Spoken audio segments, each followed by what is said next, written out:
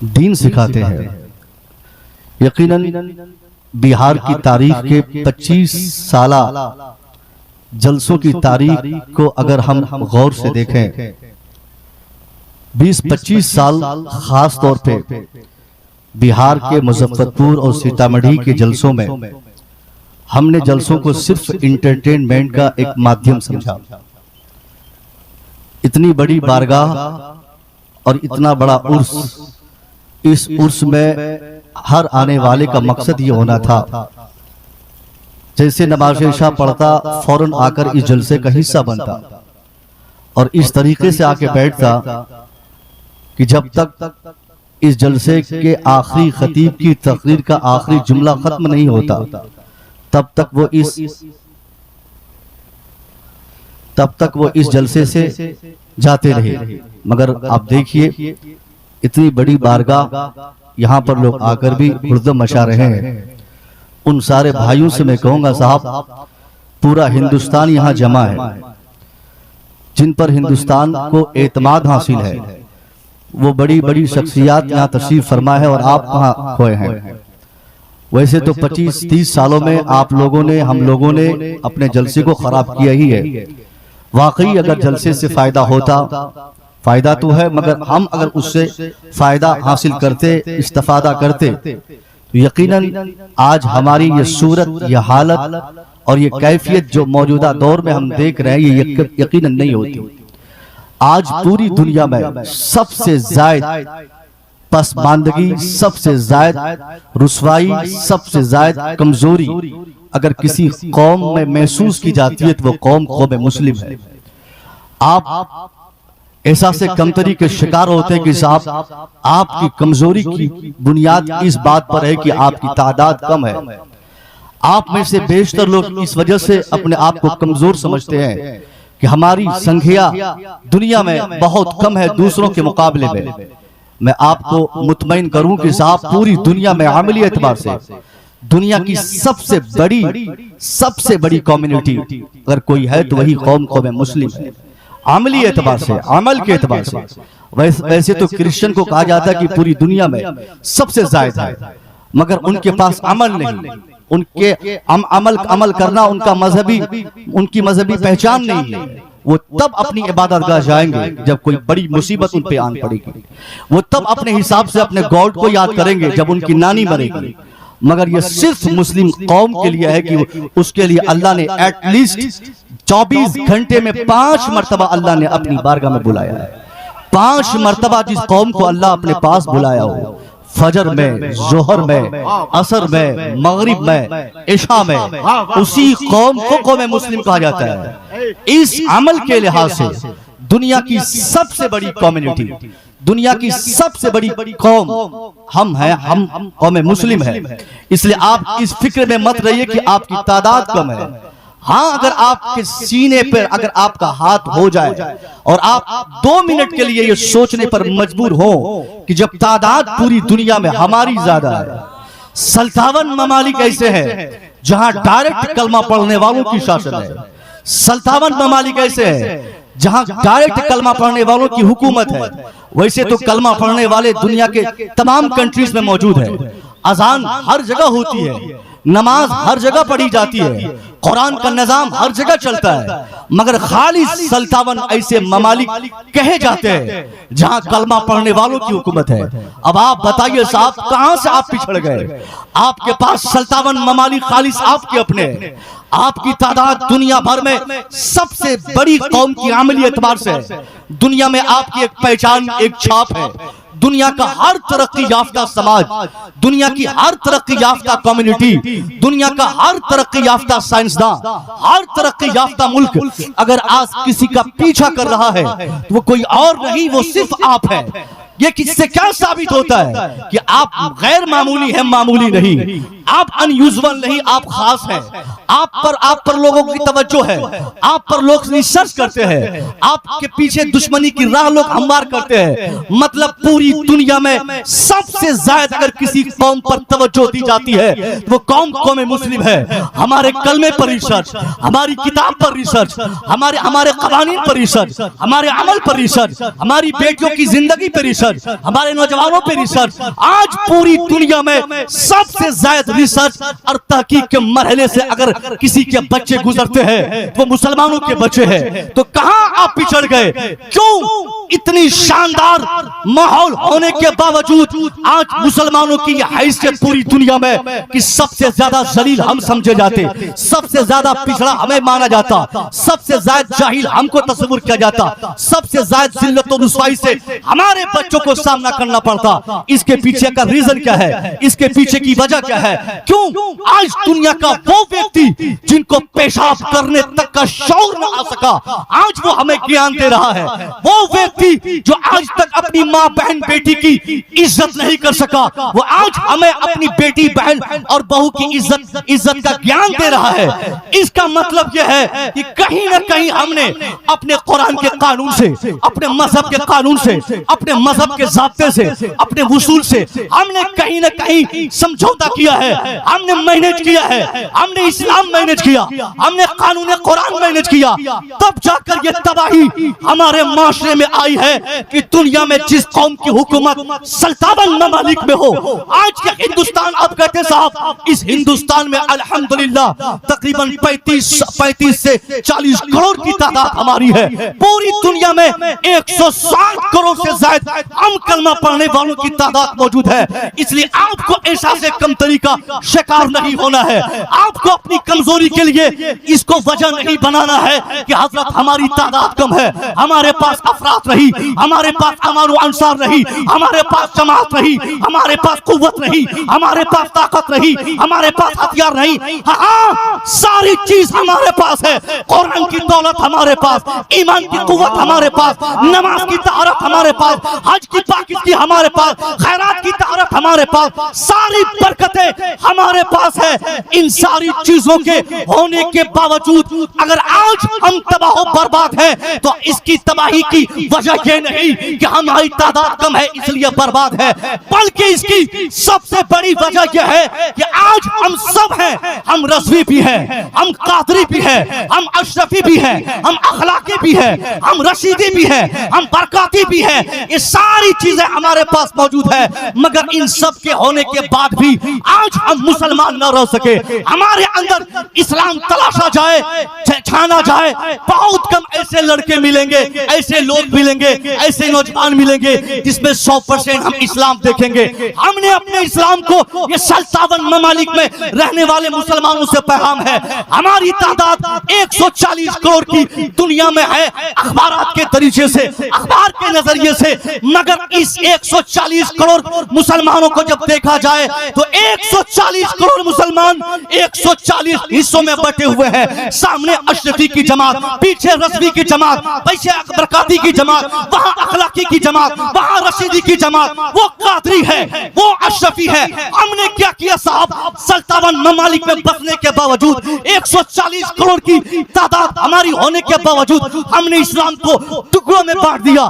कभी खानका के नाम पे, कभी मस्जिद के नाम पे, कभी मदरसे के नाम पे, कभी पीर के नाम पे, कभी मकतब के नाम पे, कभी शख्सियत के नाम पे हमने जो इस्लाम को बांटा है, यही हमारी बर्बादी की, कमजोरी की, तबाही और जिल्लतों रुसवाई की सबसे बड़ी वजह है कि हम मुसलमान हैं। न तो सीतामढ़ी में एक है, न तो मुजफ्फरपुर में एक है, न तो बिहार में एक है, न तो भारत में एक है, न तो दुनिया के किसी कोने में आज हम मुसलमानों को एक महसूस किया जाता है। क्या बात समझ में आ रही है? किसी भी कौम की तरक्की के लिए 3 चीजों का पाया जाना जरूरी है। या तो वो कौम मुत्तहिद हो, या तो वो कौम एजुकेटेड हो, या तो उस कौम में सियासी शऊर हो। ये 3 एलिमेंट्स हैं, ये 3 स्टेप्स हैं। इन तीनों में से या तो तीनों पर कामयाबी पाले तो उस कौम को बहुत ज्यादा कामयाब हम कहते हैं। और अगर तीनों स्टेप पर अगर हमारे कदम न रहे, तीनों में कामयाबी ना मिल सकी, तो बयान करने वाले कहते हैं, थिंकर्स का मानना है कि एटलीस्ट उन तीनों में से, यानी इत्तेहाद का पाया जाना, या फिर एजुकेशन का होना, या फिर सियासी शऊर का होना, इन तीनों में से किसी एक का होना कामयाबी के लिए कंपल्सरी, लाजिम और जरूरी है। अल्लाह की कसम, असीमुल शान बारगाह में हमारी हाजिरी हो रही है। अगर आपने संजीदा होकर मेरी तकरीर का एक एक जुमला नक्श किया, अगर आपने अपने दिल पर लेने की कोशिश की, मैं समझूंगा उससे अखलाकी में मुसव्विर रजा को पूर्णिया से यहाँ आने की जो मेहनत है वो वसूल हो जाएगी। आप भी जिस अकीदत में बैठे हैं, आपकी अकीदत और आपकी मोहब्बत का ये तकाजा है कि आप इस जलसे के हर एक खतीब की तकरीर का हर जुमला अपने दिल की तख्ती पर आप नोट करेंगे। मैं कहना चाहूंगा ये 3 स्टेप्स है, या तो मुत्तहिद होना, अगर मुत्तहिद ना भी हो सके तो कम से कम एजुकेटेड होना, या अगर तालीम नहीं ले सके तो कम से कम सियासी तौर पर हमें बेदार होना। इन 3 चीजों का पाया जाना जरूरी, या तीनों में से किसी एक का। हम आपसे पूछते हैं साहब कि आप बताइए कि इन तीनों में से सीतामढ़ी के मुसलमान, मुजफ्फरपुर के मुसलमान, बिहार के मुसलमान, ये कामयाबी की जो 3 सीढ़ियां, दुनियावी एतबार से कामयाबी की बात कर रहा हूं, उखरवी कामयाबी साहब ये तो मरने के बाद पता चलेगा कि कौन जन्नत में जाता है। अफजल मुजफ्फरपुरी को कहां रखा जाएगा, महबूब गौहर को कहां रखा जाएगा, नेमत रज़वी कहां रहेंगे, असद इकबाल कहां रहेंगे, मुसव्विर कहां रहेगा, हुजूर अखलाकी साहब कहां रहेंगे, इन लोगों को कहां रखा जाएगा। मगर ये कयामत में मरने के बाद इसका एग्जामिन होगा। दुनिया की बात कर रहा हूं, ये सारी तरक्की की जो मेरी बात हो रही है, ये दुनियावी तरक्की की बातें हो रही है। और मैं नहीं समझता हूं कि जो इंसान अपनी दुनिया तबाह कर ले उसकी आखिरत भी तबाह होने से बच जाए। ये जरूरी नहीं है। आखिरत की कामयाबी के लिए जरूरी है कि कम से कम आज की तारीख में वो इंसान अपनी दुनिया को बनाए, वो इंसान अपनी दुनिया को चमकाए। कुरान ने, इस्लाम ने, उलमा ने हमें ये तस्वुर दिया है, रब्बना आतिना फिद दुनिया हसना व फिल आखिरति हसना। या अल्लाह तू हमारी दुनिया भी बना, हमारी आखिरत भी बना। इसलिए कामयाबी, जिस कामयाबी की मैं बात कर रहा हूँ, ये कामयाबी आखिरत की नहीं, दुनिया की कामयाबी की मैं बात कर रहा हूँ। और आखिरत की कामयाबी का दारोमदार यकीनन दुनियावी कामयाबी पर है। हम कहना चाहते हैं अगर हम अपनी दुनिया कामयाब करना चाहते हैं तो हमारी दुनिया की कामयाबी के लिए सबसे कामयाबी की पहली सीढ़ी यह है कि हम मुत्तहिद हो जाए, हमारे अंदर इत्तेहाद पाया जाए। आज दुनिया जानती है ये सीतामढ़ी वाले मुजफ्फरपुर वालों की तरह नहीं, मुजफ्फरपुर के मुसलमान दूसरे जगह के मुसलमानों की तरह नहीं। बिहारी मुसलमानों में, बंगाली मुसलमानों में बहुत तफरीक है। बंगाली और बिहारी को छोड़ दो, अगर पूरे भारत के मुसलमानों की बात करो तो हर जगह अलग अलग टोली, अलग अलग जमात, अलग अलग शख्सियत के मानने वाले अपने अपने एतबार से अपने इलावे किसी को हमने बेहतर न समझा। हमने जिसका दामन पकड़ा, हमने सोचा सिर्फ यही दामन 100% सही, अदरवाइज दूसरे दामन में दाग है, दूसरा दामन, कोई भी दामन इसके अलावा कमियों से भरा हुआ है, हर दामन में कमियां है। यही कमजोरी हमारी है कि हम मुत्तहिद ना हो सके। हमने समाज को बांटा और हम बिला वजह दूसरों पर अंगुली उठाकर कहते हैं उस नेता ने बर्बाद किया, इस नेता ने बर्बाद किया, उस मंत्री ने तबाह किया, उस मुख्यमंत्री ने बर्बाद किया, वो मिनिस्टर बर्बाद करता है। मैं कहना चाहूंगा साहब, नहीं नहीं, आपकी हालत और आपकी तबाही और बर्बादी का जामिन कोई दूसरा नहीं, खुद आप हैं। कुरान ने क्या कहा, वमा असाबकुम मिन मुसीबा फबिमा कसबत ऐदीकुम। कुरान कहता है ए मुसलमानों, क्यों अपनी बर्बादी का जामिन किसी दूसरे को बनाते हो, क्यों अपनी तबाही का रिस्पॉन्सिबल किसी और को मानते हो। अरे ये तेरी बर्बादी तेरी वजह से, तेरी तबाही तेरी वजह से। जिस कौम को हम गाली देते हैं कि उसने फलाने काम किया, वो कैसे जीत लेता है, वो कौम कैसे जीतती है, वो कैसे मंत्री बनता है, वो कैसे पीएम बनता है, वो कैसे सीएम बनता है। मैं कहना चाहूंगा आज जिस कौम के पास हिंदुस्तान नहीं बल्कि दुनिया की सबसे बड़ी सियासी कुर्सी है, सबसे बड़ी सियासी ताकत जिनको हासिल है, आप उनको उंगली नहीं उठा सकते। ऐसी ही ताकत उनको नहीं मिल गई, ऐसे ही वो कामयाब वो कौम नहीं हो गई, बल्कि इस कामयाबी के लिए उसने तकरीबन 35-40 साल से मेहनत की। पूरब से पश्चिम, उत्तर उत्तर से दक्षिण उन लोगों ने अपने समाज को पहले जोड़ा है, अपने समाज के दलितों, पिछड़ों, अगड़ों, इन सारी चीजों की, इन सारी फिक्र और ख्यालात को अपने समाज से निकाला है। ये कॉन्सेप्ट खत्म करके उन लोगों ने पहले अपने समाज को जोड़ा, तब जाकर आज सबसे बड़ी ताकत उसको हासिल हुई, तब जाकर आज हुकूमत की कुर्सी पर वो काबिज है। और हम बिला वजह कहते हैं वो कैसे कामयाब होता है, वो अपने इतिहास से कामयाब हुआ। एक नजरिया पूरी दुनिया में उनका है, एक ख्याल वो रखते हैं, एक ही फिक्र के हामिल है। पूरब से पश्चिम, उत्तर से दक्षिण, जिसे आप अपना मुखालिफ समझते हैं, उनसे आप पूछिए क्या तेरे जीने का मकसद है? What is the intention of your life? तेरी जिंदगी का मकसद क्या है? तू क्यों जीना चाहता है? तेरी जिंदगी क्यों आधारित है? किस टारगेट के तहत तू जीना चाहता है? मुझे मेरा दावा है, अगर आपके मुखालिफिन कश्मीर में रहते हो, उनका जो नजरिया सामने आएगा वही नजरिया कन्याकुमारी में बैठने वाले आपके मुखालिफिन सामने लाएंगे। एक ही कॉन्सेप्ट, ऊपर नीचे दाएं बाएं, जहां आप अपने मुखालिफिन को तलाशिए, वो सब सामने आकर अपना एक नजरिया, अपना एक कॉन्सेप्ट, अपनी एक फिक्र आपको सामने लाकर बताएंगे कि मैं इसलिए जीना चाहता हूं, मेरे जीने का मकसद एक है, मेरा टारगेट एक है, मेरा इंटेंशन एक है, मेरा इरादा एक है। मगर मैं पूछना चाहता हूं साहब, ये कौन कौम है, किसके पास हुकूमत है, जिसके खुदाओं की क्वांटिटी आज तक पूरी दुनिया में कोई साबित न करके बताया कि एक है? कोई कहता है 1 लाख, कोई कहता है 2 लाख, कोई कहता है 5 लाख, कोई कहता है 10 लाख, कोई कहता है 1 करोड़, कोई कहता है 350 करोड़।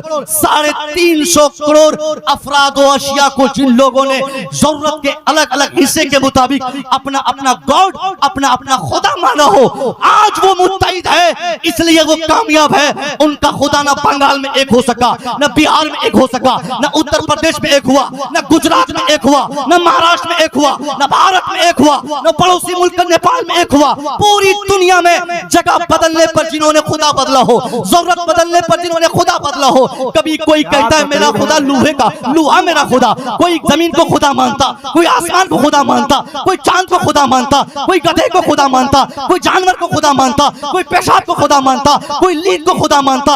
यानी आज तक जिनके समाज के, जिनके धर्म गुरुओं ने उनको एक खुदा की तरफ कभी डिटरमाइंड नहीं किया, वो कौम आज मुत्तहिद है। यही इत्तेहाद उसकी कामयाबी की पहचान है कि आज दुनिया की सबसे भारी भरकम सियासी पार्टी उसके कब्जे में, सबसे ज्यादा विधायक उनके पास, सबसे ज्यादा मिनिस्टर उनके पास, सबसे ज्यादा एमपीज उनके पास, सबसे ज्यादा अफराद उनके पास। आप कहां सोए रह गए? ये काम तो पहले आपको करना था। जिस कौम का खुदा आज तक एक ना हो सका, आज वो एक प्लेटफॉर्म पे है। मगर खुदा की कसम 2 मिनट के लिए आप शांति बनाए, दिल की तख्ती पर नोट हो जानी चाहिए। मेरे हर जुमले को आप नोट करें। मैं गुजारिश करता हूं, ये मुसलमानों की कैफियत है। मुसलमान होना चाहिए, चाहे अमेरिका में रहे, चाहे अमेरिका के व्हाइट हाउस में रहे, या अफ्रीका के जंगल में रहे, इंडोनेशिया में रहे, या इराक में रहे, या अफ्रीका में रहे, या भारत में रहे, या भारत के किसी हिस्से में रहे। मुसलमान होना चाहिए, या वो मर्द की शक्ल में हो, चाहे वो औरत की शक्ल में हो, चाहे वो बूढ़ा हो, चाहे वो बच्चा हो, मुसलमान हो।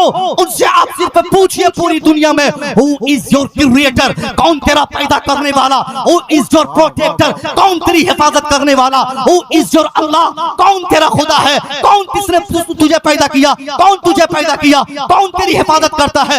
अल्लाह की कसम, मुसलमान होने की हैसियत से हम मुसलमान दुनिया के चाहे जिस खित्ते में रहे, नाम अलग हो सकता है, जबान अलग हो सकती है, बरादरी अलग हो सकती है, मुल्क अलग हो सकता है, राज्य अलग हो सकते हैं, जिनसियत अलग हो सकती है, पीर अलग हो सकता है, नजरिया अलग हो सकता है। मगर जब सवाल हु इज योर अल्लाह का किया जाएगा, तो जवाब अमेरिका से अफ्रीका, अफ्रीका से भारत, भारत से पूरी दुनिया तक एक ही जवाब सुनने को मिलेगा, रब्बी अल्लाह, मेरा रब अल्लाह, दूसरा कोई नहीं। नारे तकबीर, नारे रिसालत, अज़मत इस्लाम मुस्लिम, हजरत अल्लामा मुफ्ती मुसव्विर रज़ा साहब क़िबला, उर्से अखलाक़ी। अरे जवाब नहीं है डॉक्टर साहब। हजरत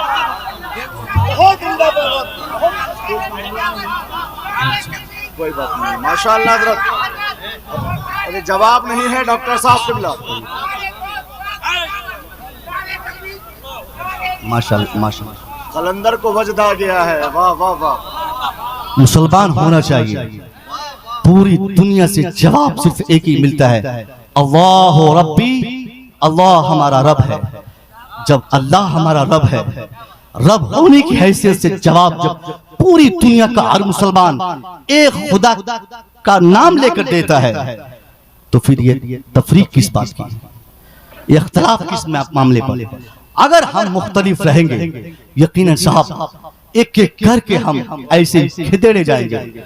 जरूरत इस बात की नहीं कि हम मुख्तलिफ रहें, जरूरत इस बात की रही कि कम से कम हम नजरिए के एतबार से पूरी दुनिया में, यहाँ इत्तेहाद का मामला मैं साफ कर दूं साहब, इत्तेहाद का मतलब ये नहीं कि हम जहां चाहे चले जाएं, जिसे चाहे बुला ले अपने पास, जिसे चाहे अपने पास बिठा ले, सबको मिला जुला के चले, नहीं, उस इत्तेहाद का हम कभी कायल नहीं रहे। न हमारे सरकारों ने हमें सिखाया है, और जिस मसलक को हम मानते हैं, जो हमारा अकीदा है जिस मसलक पर, उस मसलक का बुनियादी कानून ही यही है। इत्तेहाद का मतलब ये नहीं कि हर अरे गहरे चिंदी चोर को हम अपने पास बिठा कर बोले साहब कि तुम हमारे हो। हाँ हाँ, क्या बात है हजरत, क्या पैगाम दिया आपने। नारे तकबीर, नारे रिसालत, मसलके आला हजरत अल्लामा डॉक्टर मुफ्ती मुसव्विर रजा साहब किबला। सुभान अल्लाह, सुभान अल्लाह। मसलके आला हजरत के तई हमें बेदारी चाहिए हमारे समाज में, इस नेहत से भी। मगर इत्तेहाद की जो बात है, वो इत्तेहाद इस नेहत से, आलमी इत्तेहाद, समाजी इत्तेहाद, दूसरे को, सामने वाले को इसका एहसास हो कि हम मुत्तहिद हैं, बस सामने वाले को हमारे इत्तेहाद का एहसास हो। उनको ये ना पता चले कि साहब हम क्या है और हमारा पड़ोसी क्या है, उनको इसकी खबर ना हो कि हम किस मजार शरीफ के मानने वाले और सामने वाला किस पीर साहब का मानने वाला है।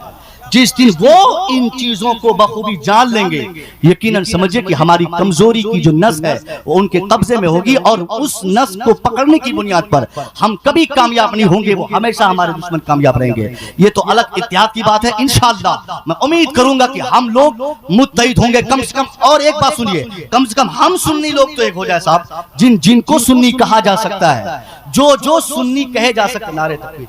आइए हज़रत, माशाअल्लाह माशाअल्लाह माशाअल्लाह माशाअल्लाह, ओ माशाअल्लाह, खैरियत। जिनको सुन्नी कहा जाता है, सुन्नी जब कम से कम हम लोग तो मुत्तहिद हो जाए, कम से कम हमारे अंदर ये मसलकी एतबार से ही सही, कम से कम इत्तेहाद हो जाए। मसलके आला हजरत के मानने वाले पूरी दुनिया में मसलकी एतबार से अगर मुसलमानों का एग्जामिन हो, तो जो नजरिया सरकार आला हजरत ने मुसलमान बने रहने के लिए दुनिया में स्थापित फरमाया है, भले ही आला हजरत को अगर कोई अमेरिका में नहीं जानता हो, भले ही आला हजरत को अरब में कोई शख्स नहीं जानने वाला हो, नहीं जानता होगा मतलब कोई एक शख्स इस जमाने का मुसलमान हुआ हो और वो आला हजरत को नहीं जानता हो, मगर आला हजरत ने एक कंप्लीट मुसलमान बने रहने के लिए दुनिया के सामने जो नजरिया पेश फरमाया है, वो नजरिया आज अगर कोई नया मुसलमान बना है, उनके लिए भी वही नजरिया मुसलमान बने रहने के लिए जरूरी है, जो नजरिया 150 साल पहले सरकार आला हजरत ने दुनिया के सामने स्थापित फरमाया है। ये मसलके आला हजरत है। मसलके आला हजरत के तई कम से कम हम मुसलमान पूरी दुनिया में एक हो जाए, हमारी फिक्र एक हो जाए, ये हमारी कामयाबी की सबसे बड़ी और पहली सीढ़ी है। दूसरी चीज आप मैं क्या बताना चाह रहा था, एजुकेशन की कामयाबी। एजुकेशन के दृष्टिकोण से अगर हम जांचना चाहें अपने समाज में, दुनिया की सबसे पिछड़ी कौम एजुकेशन के लिहाज से मुस्लिम कौम है। मुसलमानों के बच्चे सबसे ज्यादा अनपढ़। मुसलमानों में आज तालीम की जो बेरगबती है, ये इसके मुकाबले में दुनिया का कोई नौजवान नहीं आ सकता। आज दुनिया कामयाब हो गई और दुनिया की कामयाबी की वजह एजुकेशन की कामयाबी है। मैं आपसे पूछना चाहता हूं, अभी से एक हफ्ता पहले यूपीएससी का एग्जाम का रिजल्ट आउट हुआ, रिजल्ट पब्लिश हुआ। यूपीएससी के एग्जाम में तकरीबन लाखों लोग, तकरीबन 20-25 लाख ये पार्टिसिपेट किए स्टूडेंट्स, और उस 25 लाख अफराद और उम्मीदवारों में 1250 लोग पास हुए, 1250 तकरीबन पास आउट किए। उन 1250 स्टूडेंट्स में 1250 स्टूडेंट्स में सिर्फ 50 बच्चे मुसलमानों के थे। मैं आपसे पूछना चाहता हूं, आज नीतीश कुमार ने आपको सर्वे करके दुनिया में आपकी हैसियत बता दिया कि मुसलमानों की हैसियत बिहार में क्या है। जातीय जनगणना में आपको क्या बताया गया कि आप 18% है, 18 से 20%। ये और बात है कि कहीं आप 50% है तो कहीं आप 10% है, कहीं आप 80% है, कहीं आप 20% है, कहीं आप 5% है, कहीं आप 70% है। मगर मुश्तरका तौर पर मजमूई एतबार से अगर आपको राउंड फिगर में देखा जाए, बिहार में ही नहीं बल्कि भारतवर्ष में आपकी तादाद भारतवर्ष में 20% है। और इस 20% मुसलमानों में सुन्नी भी है, ये 20% में शिया भी है, इसी 20% में वहाबी भी है, इसी 20% में देवबंदी भी है, इसी 20% में अहले हदीस भी है, इसी 20% में वो सब लोग हैं जिनको हुकूमती एतबार से मुसलमान माना गया है या हुकूमत अपने शराइत के एतबार से उनको मुसलमान मानती है। भले हम माने ना माने मगर हुकूमत की निगाहों में वो लोग मुसलमान है। और उन सब की तादाद भारत में तकरीबन 20% है। मैं पूछना चाहता हूं 25 लाख तलबा में, 25 लाख कैंडिडेट में सिर्फ 50 बच्चे आप कैसे हो सके जो यूपीएससी का एग्जाम पास किए? और उस 50% में साहब 2-3 ऐसे ही होंगे, उन 50 लड़कों में 2-3 ही होंगे जिनका नाम अफजल हो तो काम भी अफजल होगा। जो अरशद नाम रखता हो तो अच्छे फैमिली और मुस्लिम फैमिली से उनका बिलोंग करता हो। बल्कि उन 50 में से 2-4 को छोड़ दिया जाए तो बाकी के 40-45 बच्चे सिर्फ नाम के मुसलमान है। न उनके घर में नमाज है, न उनके घर में हया का कानून है, न वहां पर इस्लाम का संविधान नाफिज है, न वहां इस्लामिक रूल चलता उसके घर में, वो सिर्फ नाम से मुसलमान है। पता चला ये 25 करोड़, ये 25 लाख लोगों में और ये 35 करोड़ मुसलमानों में सिर्फ 5 बच्चे मुसलमानों के ऐसे हो सके जो यूपीएससी का एग्जाम पास आउट करके कोई आईएएस बना, कोई आईपीएस बना। मगर मैं पूछता हूं आप जिस जमीन पर रहते हैं ये आपका खालिस अपना मुल्क है। यहाँ हर 5 साल के बाद कोई हुकूमत आपको बेवकूफ बनाकर कहती है साहब ये तेरा हक है, ये तेरा हक नहीं, यहाँ आओ, ये झंडी लो, ये नारा लगाओ, यहाँ आओ, ये रामलीला मैदान आओ, यहाँ जंतर मंतर पे बैठो, बेंगलोर आओ, क्या बोलते अहमदाबाद आओ। मगर मैं पूछना चाहता हूँ आपको हुकूक देने के लिए लोग आपको अपने पास बुलाते हैं, मगर ये आपके हक ऐसे ही दुनिया आपको नहीं देगी, बल्कि अपने हुकूक को पाने के लिए आपको आज की तारीख में सबसे बड़ी चीज की जरूरत जिस चीज को कहते हैं वो कोई और शय नहीं, उसी को तो एजुकेशन कहा जाता है। वही एजुकेशन है, वही तालीम है, वही शिक्षा है। आप शिक्षा से गाफिल हो गए, आपने एजुकेशन से अपना रिश्ता तोड़ा और कामयाबी की भीख हुकूमत से मांगते हैं। नीतीश, मायावती, राहुल, मोदी, अमित शाह, कोई नेता आपको रोटी खिलाने के लिए आपके आंगन नहीं आएंगे, आपको उंगली पकड़ के चलना नहीं सिखाएंगे, आपको आपका हक देने के लिए वो लोग मीटिंग करके मजलिस सजा के आपको बुला के माला पहना के आपको आपका हक नहीं देंगे, बल्कि अपना हक लेने के लिए हर जमाने में हम खुद से पैदा होना पड़ा है, खुद से होशियार होना पड़ा है, खुद से आगे बढ़ना पड़ा है। मैं पूछता हूं आपने, आपके बच्चों ने, आपके समाज ने अपने हुकूक को लेने के लिए, हुकूक हासिल करने के लिए आपने कितनी बेदारी अपने समाज में लाई, किस कदर आप बेदार हुए, कितना एजुकेशन पे आपने काम किया। मैं आपसे ये मुतालबा नहीं करूंगा कि आपका बेटा असद इकबाल क्यों नहीं बनता, मैं ये नहीं कहूंगा कि आपका बेटा महबूब गौहर जैसा शायद आजम क्यों नहीं बनता, मैं नहीं कहूंगा कि आपका बेटा गुलाम अहमद रजा अगला की तरह पीर क्यों नहीं बनता, मैं नहीं कहूंगा कि आपका बेटा जामे मस्जिद का इमाम क्यों नहीं बना, मैं नहीं कहूंगा कि आपका बेटा मुहद्दिस आजम क्यों नहीं बना, मैं नहीं कहूंगा कि आपका बेटा मुफक्किर आजम क्यों नहीं बनता। अरे आप कैसे अपने बेटे को हाफिज, आलिम, कारी, मुफ्ती, मुहद्दिस बनाएंगे, इसकी तवक्को आपसे नहीं की जा सकती। ये अल्लाह का फजल है, जिस पर अल्लाह मेहरबान होता है उसके घर में आलिम पैदा करता है। ये अल्लाह का फजल है, जिस पर अल्लाह भलाई करना चाहता है उसके बेटे को फकीह बनाता है, जिस पर अल्लाह करम फरमाता है उसके बेटे को आलिम दीन बनाता है।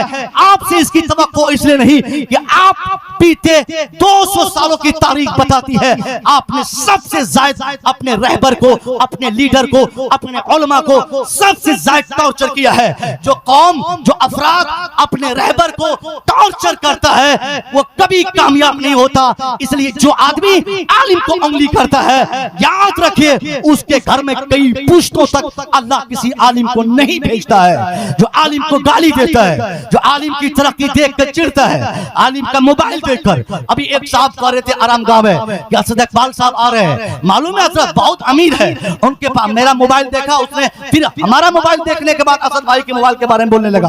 आपका कितने का? मैंने कहा 73,000 का। उसने कहा असद साहब का मोबाइल तो तकरीबन 2 लाख से ऊपर का है। हमने कहा 2 लाख नहीं, दुआ करो कि असद साहब 5 लाख का ले और मुसव्विर 10 करोड़ का मोबाइल चलाए। आपको क्या तकलीफ है साहब? बोला नहीं, कह रहे हैं आप लोग बहुत महंगे महंगे मोबाइल रखते हैं, बहुत महंगे में मोबाइल रखते हैं। यानी उनका मानना रहता है कि हम मोबाइल चलाएं, हम गाड़ी चलाएं, हम स्कॉर्पियो पे घूमें, हम जहाज पे उड़े, हम मस्ती करें, हम ऐश करें। कोई मौलवी ये काम ना करे, क्योंकि ये हक मौलवी का नहीं, ये हक सिर्फ मेरा है। इसलिए जब ये आपकी सोच है तो आप कभी कामयाब नहीं हो सकते। आपका बेटा आलिम नहीं बन सकता, इसलिए आलिम बनाने का मुतालबा मैं आपसे नहीं करता हूं।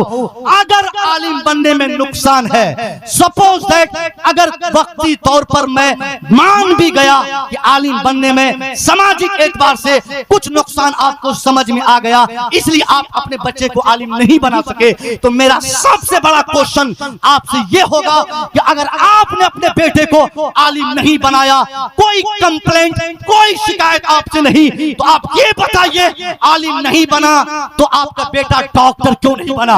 आलिम नहीं बना तो आपका बेटा आईएएस क्यों नहीं बना? आलिम नहीं बना तो आपका बेटा इंजीनियर क्यों नहीं बना? आलिम नहीं बना तो आपका बेटा प्रोफेसर क्यों नहीं बना?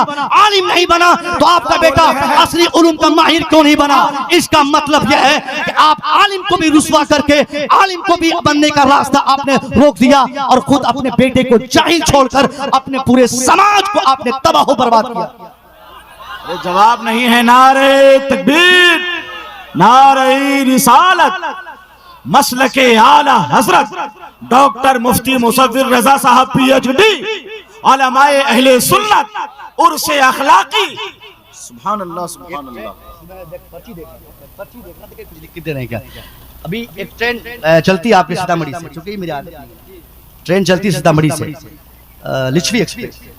साहब लिच्छवी एक्सप्रेस कभी क्या आप तो उसी से जाते ही होंगे। लिच्छवी एक्सप्रेस हो, मुंबई जाने वाली चाहे ट्रेन हो, चाहे कलकत्ता जाने वाली ट्रेन हो, वो तो दिल्ली जाती है। कोई ट्रेन जो सीतामढ़ी से चलकर मुजफ्फरपुर तक सीट पर पहुंच जाए, किसी तरह टगरते टगरते मुजफ्फरपुर पहुंचने के बाद टॉयलेट में साहब पेपर बिछाकर बैठने वाला अगर कोई मिलेगा तो वो जैद और बकर खालिद मिलेगा। 18 साल के बच्चे, 25 साल के नौजवान, 20 साल के बच्चे, 25 साल के बच्चे क्या करेंगे दिल्ली में? वो दिल्ली में सिर्फ मजदूरी करेंगे।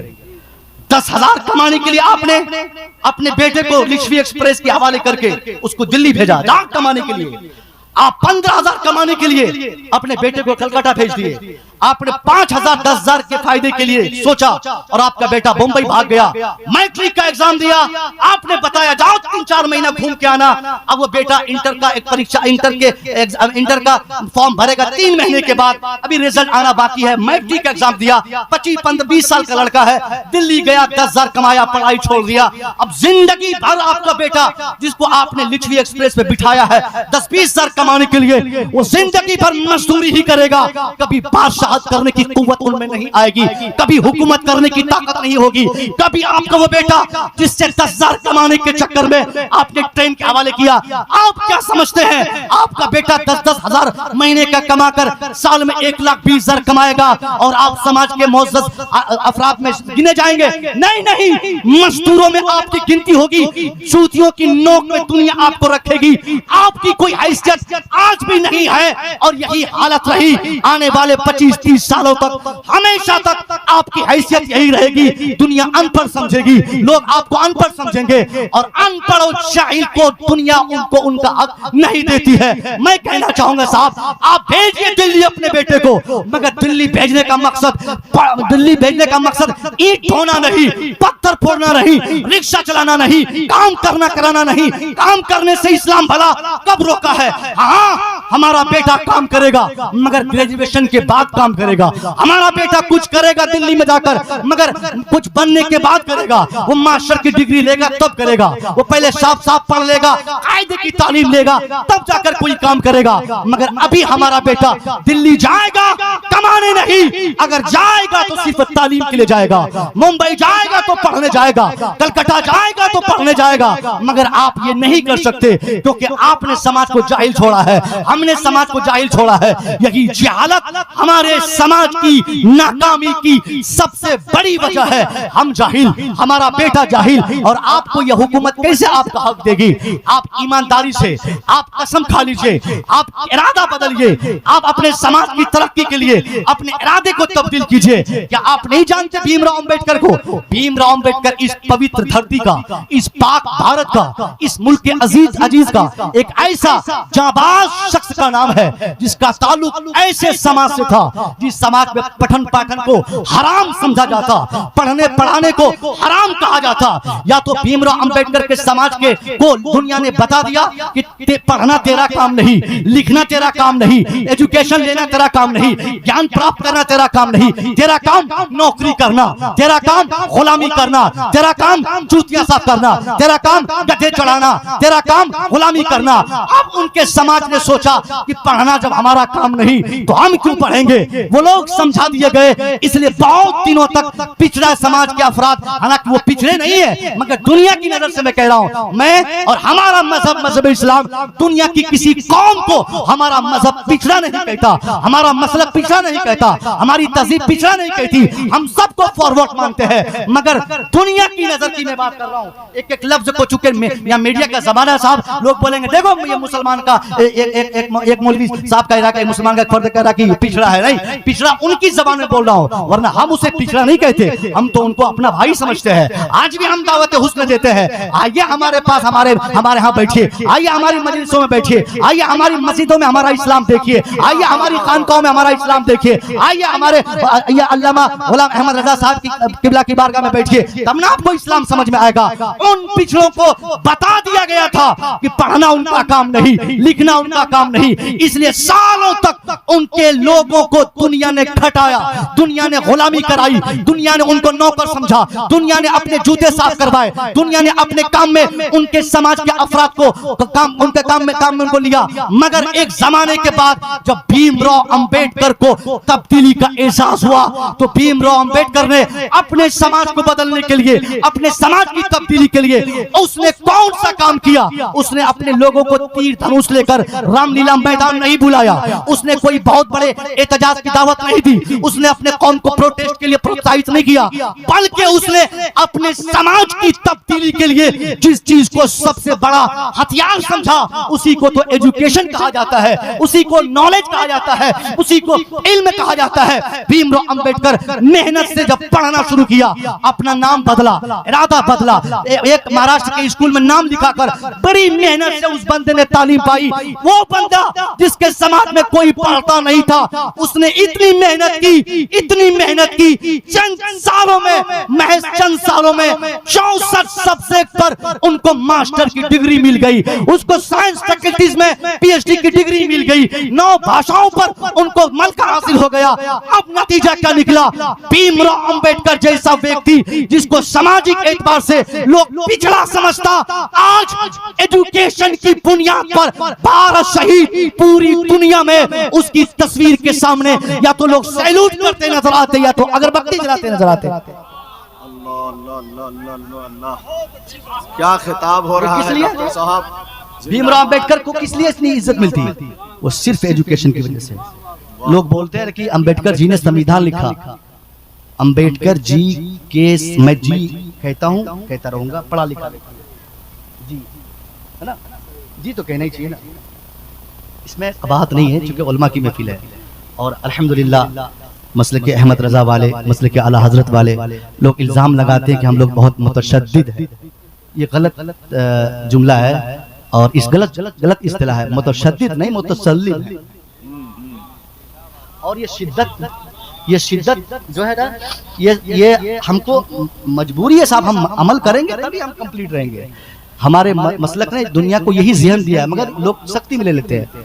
हम आपसे कहना चाहते हैं कि भीमराव अंबेडकर में जो तब्दीली अपने समाज में लाई और संविधान लिखा, संविधान लिखना उनकी कामयाबियों की एक छोटी सी सीढ़ी है। इससे भी बड़े बड़े काम उसने किए, बड़ा बड़ा काम उस बंदे ने किया है। आपसे एक दावत है, मुक़द्दस बारगाह में आए, यहां से आपको इरादा बदलना होगा, कुछ नहीं करना और कोई आटी पाटी साटी कुछ नहीं। 75 साल की इस भारतवर्ष में कोई पार्टी ऐसी हो जिस पार्टी ने आपको अपना बनाया और अपनी जरूरत का एहसास उसको हुआ कि ये मुस्लिम हमारी जरूरत है, मगर इस हिंदुस्तान में किसी पार्टी को आपकी जरूरत का एहसास नहीं। आपको अपनी जरूरत सबने समझा, मगर आपकी जरूरतों को किसी ने महसूस नहीं किया। कोई पार्टी आपकी नहीं, आप किसी पार्टी की हिस्सा नहीं है, सब आपके लिए बराबर है, सब एक है। दुश्मनी के जब भी मौके आए हैं, हर पार्टी ने अपने अपने एतबार से हमें आजमाया और हमें इस्तेमाल किया है। अगर आपको तब्दीली चाहिए तो इसके लिए सिर्फ आपको एजुकेशन पे कंप्लीट ध्यान देना है, तालीमी इदारे खोल ले और एजुकेशन बेटों और बेटियों दोनों के। अल्हम्दुलिल्लाह अभी 1 साल हुआ मुझे हजरत के इदारे में मैं गया, चल ही रहा ना मदरसा माशाअल्लाह। अब बताइए हुजूर तबीब मिल्लत का करम देखिए, जिस सरकार तबीब मिल्लत ने एजुकेशन के डिपार्टमेंट में काम करना शुरू किया, जिन्होंने अपने अकीदतमंदों को, अपने मुरीदों को, अपने मुतवस्सिलीन को पढ़ने पढ़ाने का ज़ौक़ दिया, अब उसी तहरीक की तकमील के लिए हजरत आपके हुजूर तबीब मिल्लत के जितने मानने जानने वाले हैं सब लोग इसके पीछे काम कर रहे हैं। और मैं अगले साल, पिछली साल हजरत भी थे ना, आप भी थे ना, मदरसे में गया था और एक शानदार तरीके से मैं देखा कि लड़कियों का मदरसा, इतना शानदार मदरसा, मदारिस खोले, बच्चों को मदारिस अगर आप नहीं खोल सकते, जो खोले हैं वहां डाले। एक चीज और मैं क्लियर करूं, मदरसे खोलने की जब बात आती है, हमारे उलमा कसीर तादाद में यहाँ पे एक बहुत बारीक बात कहता हूँ, इन साल रमजान शरीफ से पहले मैंने 3-4 जलसों में कहे, खुद मुझे कभी एक तकलीफ हुई और उस तकलीफ का जब मैंने शिद्दत से एहसास किया तो मैं सोचा कि मैं अपने उलमा को कम से कम इस हवाले से बेदार करूं। हम मदरसा कायम करें, मगर अब हमें मदरसा खोलने की बहुत ज्यादा जरूरत नहीं है। बस हो गए, मदरसे जितने बने थे हो गए, अब हमें झगड़े हो गए इनसे। अब इनका मदरसा और आधा किलोमीटर दूर में हमारा मदरसा, किसके सहारे साहब? इन लोगों के सहारे, और इन लोगों की नीयत भी खराब हो गई। ऐसी कौम के हवाले हमारे मदारिस हैं जो लोग 10 रुपया नहीं देना चाहते, और हम इनके सारे मदरसे पे मदरसे खोले जा रहे हैं। जो खुले हुए मदारिस हैं उनको हम चलाएं, बाकी मदरसे की जगह पर आप स्कूल खोलें और उस स्कूल में कानून मदरसे का नाफिज करें। लफ्ज मदरसा जो है ना, ये यकीनन तकलीफ दे जुमला है उनके लिए, हर्ट करता है। इसलिए वक्त वक्त पर कभी हाई कोर्ट, कभी सुप्रीम कोर्ट, कभी ये कानून, कभी वो कानून, कभी ये निजाम, कभी वो संविधान, इन सब चीजों की धमकियां हमें मिलती है। इससे पहले कि हमारे तमाम मदारिस बंद हो जाएं, हम होशियार होकर अपने मदारिस के निजाम को बदल के स्कूल कायम करके उस स्कूल में बाज़ाब्ता उसमें 30% दलितों को आप दाखिल करें, SC ST को आप दाखिल करें, गैर मुस्लिमों को भी आप पढ़ने की दावत दें।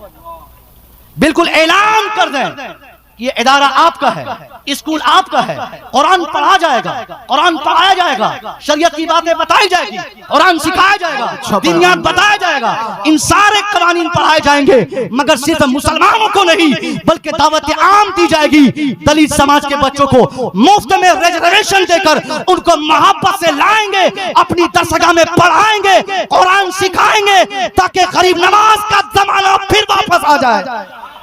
जवाब नहीं है। नारे तकबीर, जरा हाथ उठाकर नारे तकबीर, नारे रिसालत, फैजान ख्वाजा गरीब नवाज, फैजान सरकार गौसे आजम, मसलके आला हजरत, फैजान सरकार सुरकाही, फैजान हजरत तबीब मिल्लत। सुभान अल्लाह, सुभान अल्लाह। अगर आप मदरसे पे मदारिस खोलेंगे, इससे इतना बड़ा नुकसान होगा। एक कॉन्सेप्ट हमारे ज़हन में बैठ गया है, madrasa is the place where I can give our charity. मदरसा वही स्थान है जहां हम ज़कात देते हैं, बस यही। इससे ज्यादा मदरसे की तारीफ इनको नहीं पता। व्हाट इज मदरसा, इनसे पूछिए मदरसा क्या है, तो ये कहेंगे वही ज़कात उकात जहां देते हैं वही मदरसा है, खैरात वगैरह जहां बेचते वही मदरसा है। मैं आपसे बताता हूं, जहां वही गरीब बच्चे, यतीम बच्चे जहां पढ़ते हैं वही मदरसे हैं। और मदरसे उसी जगह को आप लोग समझते भी हैं, इसलिए आप लोग कहते हैं कि वो गरीबों की अमाजगाह, वो फकीरों की जगह, वो दुर्वेशों की जगह, वो साहब लाचारों की जगह, वहां ज़कात खो रहे थे, वहां ज़कात खाई जाती, वहां ज़कात दी जाती है। मैं कहना चाहूंगा, पूछिए ये हमारे उलमा से, आपको किसने बताया कि ज़कात मदरसे में ही देना चाहिए? नहीं नहीं, आप कोई पैसा मदरसे में नहीं देते, इसलिए मजबूरन हमारे उलमा ज़कात के पैसे मदरसे के तलबा में खर्च करते हैं। ज़कात देना मदरसों में लाजिम और जरूरी नहीं, बल्कि सिर्फ जायज है। ज़कात दे सकते हैं, देना जरूरी नहीं। जायज और लाजिम में बहुत फर्क है। उलमा से आप पूछिएगा, आपने कभी मदरसों के लिए अपना दिल नहीं खोला, आप सिर्फ ज़कात के पैसे मदरसे में देते, सिर्फ खैरात के पैसे देते, इसलिए आज हमारे मदारिस डूबते चले जा रहे हैं। दीवार मदारिस की मजबूत नहीं हो पा रही है, मदारिस में बच्चे नहीं पढ़ पा रहे, और हमारा मदरसा पहले के मदरसों से बहुत फर्क में आ गया। हमारा मदरसा कहीं ना कहीं वक्त के बदलने के साथ बदलता जा रहा है। मैं कहना चाहूंगा, ज़कात मदरसे के लिए नहीं, ज़कात तो गरीबों के लिए है, ज़कात मिस्कीनों के लिए है, ज़कात मुसाफिरों के लिए है, ज़कात फकीरों के लिए है, ज़कात मरीजों के लिए है, ज़कात मजबूरों के लिए है, ज़कात लाचारों के लिए है, ज़कात मुफलिसों के लिए है। मदरसों के लिए ज़कात नहीं, बल्कि मदरसों के लिए वही रकम चाहिए जो रकम आपने अपने बेटे को स्कूल में पढ़ाने के लिए दिया है। आपके 5 बेटे हैं साहब, हैरत होती है आपके कॉन्सेप्ट पर, आपकी फिक्र पर, आपके ख्यालात इतने नापाक हो गए। 5 बेटे अल्लाह ने आपको दिए, 4 बेटा मदरसे में पढ़ता, 1 रुपया उसके पीछे आपका खर्च नहीं। 1 बेटा स्कूल में पढ़ता, 80,000 एडमिशन के नाम पे, 5,000 डोनेशन के नाम पे, 10,000 ट्यूशन फीस के नाम पे, साहब लाइब्रेरी की फीस अलग, किताब के पैसे अलग, डोनेशन के पैसे अलग। 1 बेटे को 10-10 हजार रुपया महीना, चाहे कलकत्ता हो, दिल्ली हो, मुंबई हो, बिहार का कोई जिला हो, आप जाकर देखिए, चाहे आपके अड़ोस पड़ोस में जो स्कूल रहते हो, उसमें से अक्सर स्कूल की मैं बात करता हूँ, उस स्कूल में आप जाके देखिए, किताब लेने पहुंचेंगे, किताब का एक पन्ना, APPLE, एप्पल, एप्पल मीन्स सेफ, small letter, capital letter, 1 page complete. दूसरे पेज में साहब B से बॉल, दूसरा पेज कंप्लीट। किसी पन्ने में आम की तस्वीर, किसी में जानवर की तस्वीर, किसी में गधे की, किसी में खच्चर की, किसी में कुत्ते की, किसी में बिल्ली की, इन सारी चीजों की तस्वीर चिपका के उसमें स्मॉल लेटर, कैपिटल लेटर डाल के एक किताब को कम से कम 400 में ये लोग बेचते, और हम शौक से उन किताब को खरीदते, और हम कहते कि हमारा बेटा पढ़ रहा है। 4 बेटे हमारे मदरसे में पढ़ रहे हैं, उनको कुरान देकर घर से भेजने की हमें ताकत तक न हो सकी, उनके लिए मसल्ला हमने नहीं खरीदा। हमारा बेटा जहां पढ़ता वहां पर चप्पल तक उनको नसीब नहीं होती, और एक बेटा स्कूल में पढ़ता, उनको साहब बस का इंतजाम, उनके लिए एसी का व्यवस्था, उनके लिए ट्यूशन फीस का व्यवस्था, उनके लिए टिफिन का व्यवस्था, उनके लिए पानी का व्यवस्था, इन सारी चीजों से लैस करके हम अपने बेटे को भेजते। यही तफरीक की बुनियाद है कि आज अच्छा खासा इंसान चाहता है कि हमारा बेटा मदरसे की जगह पर स्कूल में पढ़े, ताकि दुनिया हमें मॉडर्न समझे, दुनिया हमें जदीद समझे, दुनिया हमें बेहतर समझे। मगर सच्चाई क्या है? तालीम के नाम पर जीरो। हकीकत क्या है? एजुकेशन के नाम पर कोई काम वहां नहीं होता। एजुकेशन अगर कहीं पर एजुकेशन दी जाती है वो मदरसा है, मगर मदरसे में सब लोग आते नहीं। मदरसे में आएंगे गरीबों के बच्चे, मदरसे में आएंगे फकीरों के बच्चे, मदरसे में आएंगे लाचारों के बच्चे, अमीरों के बच्चे स्कूल में, कॉन्वेंट में, यूनिवर्सिटी में, कॉलेज में। इसलिए जब दुनिया ने अपनी हालत को तब्दीली के मैदान में लाकर दुनिया के जरूरतों के एतबार से लोगों ने अपनी सोच बदली हो, तो दुनिया की सोच के एतबार से हमें भी बदलना होगा, और हमें मदरसे के बोर्ड को हटाकर वहां पर एकेडमी डालना होगा। गरीब नवाज एकेडमी, इमाम अहमद रजा एकेडमी, सरकार गौसे आजम एकेडमी, सरकार कबीर मिल्लत एकेडमी, इन एकेडमीज को कायम करेंगे, तब जाकर मॉडर्न जमाने के तकाजे के एतबार से हमारे जो गरीब बच्चे मदरसों में पढ़ते हैं, उन्हीं गरीब बच्चों की तालीम के तर्ज पर अमीरों के बच्चे भी स्कूल और मदर स्कूल की जगह पर हमारे मदरसों में आकर तालीम लेने पर मजबूर हो जाए। शुक्रिया। तौहीन का पहलू गालिब ना हो, इसलिए मदारिस की इफादियत और मानवियत पे भी चंद जुमले। जी।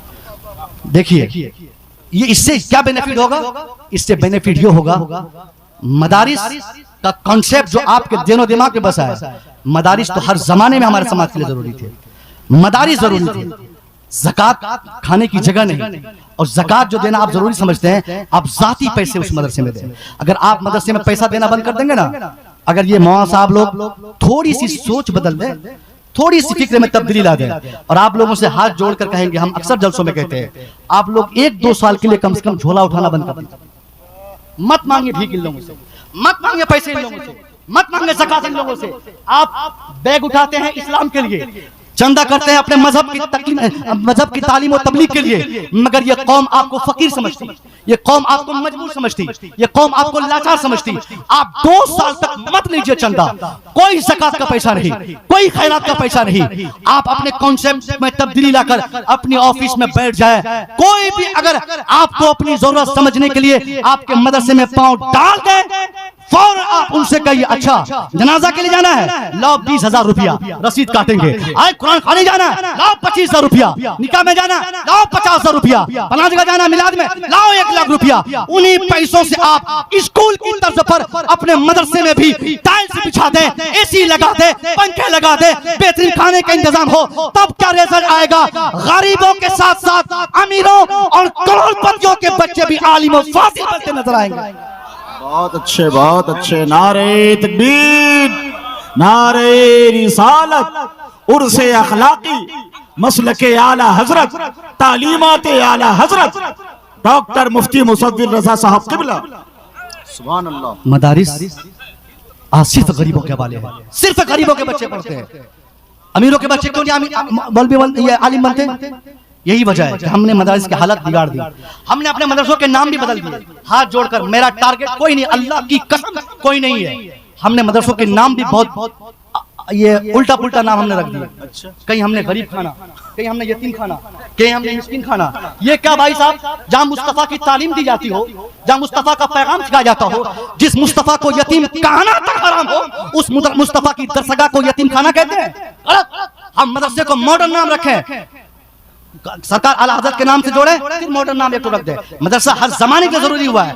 यहाँ मदरसे को हम मॉडर्न करने की कोशिश कर रहे हैं, मदरसा बंद करने के लिए नहीं, मदरसा मॉडर्न करने के लिए। जदीद मदारिस अगर सिर्फ कौम से पैसे लेने के लिए हम खोलते हैं, ये हर हमेशा वो हमारे लिए नुकसान दे रहा है। मदारिस खोले जाएं कौम की जरूरतों की तकमील के लिए। कल भी मदरसा जरूरी था, आज भी जरूरी है, कयामत तक जरूरी रहेगा, क्योंकि मदरसा नहीं रहेगा तो दीन की तबलीग कहाँ होगी? मदरसा नहीं होगा कुरान कौन सिखाएगा? मदरसा नहीं होगा जनाजा पढ़ाने वाले कहां से पैदा होंगे? मदरसा नहीं होगा हुफ्फाज कहां से आएंगे? मदरसा नहीं होगा कुरान की तालीम कौन सीख देगा? इसलिए मदारिस खोले, मॉडर्न मदारिस खोले, ताकि हम शौक से 2,000 रुपया महीना देकर मदरसे में अपने बच्चे को कुरान सिखा सके। इन्हीं चंद जुमलों के साथ मैं उम्मीद करूंगा कि आप और हम सब लोग अपनी फिक्र बदलेंगे। जब अपनी फिक्र बदलेंगे, इंशाअल्लाह हमारे समाज में तब्दीली आएगी, और ये तब्दीली एक दिन ऐसी खतरनाक सूरत ले लेगी, ये तब्दीली जिसके नतीजे में हमारा वो बेटा जो इस वक्त आलिम की हैसियत से सामने है, वही एक शानदार इंजीनियर भी बनेगा, शानदार डॉक्टर भी बनेगा। अस्सलाम वालेकुम। अस्सलाम व रहमतुल्लाह।